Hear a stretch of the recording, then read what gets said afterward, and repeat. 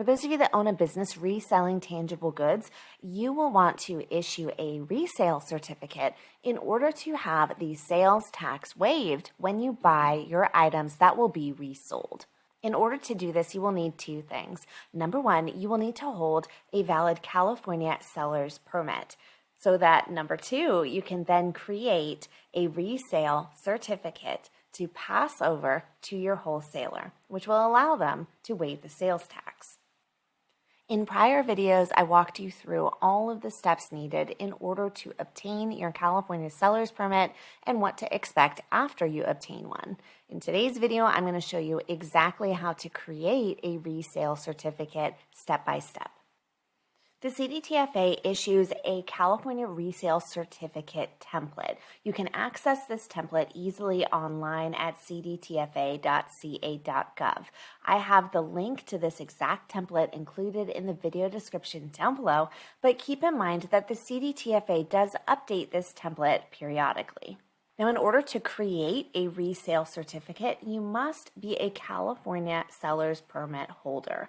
This is where you're going to enter in your seller's permit number. Your seller's permit number can be located on the actual paper copy of your seller's permit or over in your online account area at cdtfa.ca.gov, which once you have logged into your online account with CDTFA, you're going to go down here and click on Sales and Use.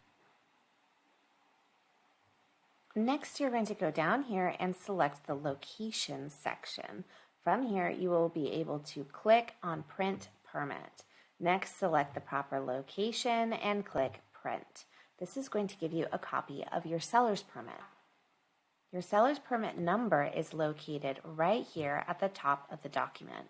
Next, you're going to type in what type of tangible personal property your own business sells.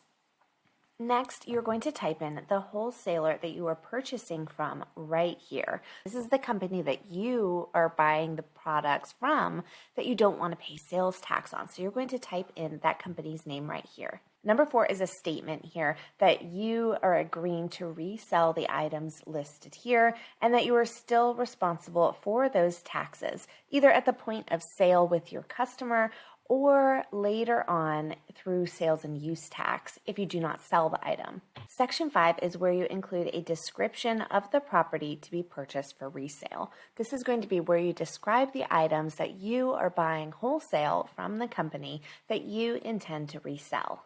Section 6, you need to agree to the legal disclaimer here regarding misuse of a resale certificate and the fine associated with that. Under name of purchaser, you're going to enter in your own name because you are the person purchasing the wholesale items.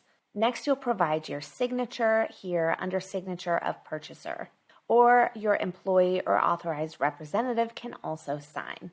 Below that, you're going to print the name of the person whose signature just signed above and include the title. If this is yourself or your own business, you most likely will include the title of owner. Next, you're going to include your address here. This can be your personal address or it can be your business address.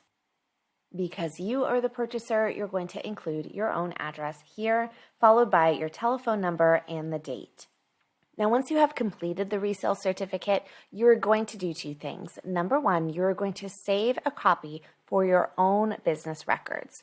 Number 2, you are going to send a copy to the wholesaler that you are purchasing products from. They are legally required to obtain this resale certificate from you in order to waive the sales tax, and they will need to verify your seller's permit number that you provided on this document.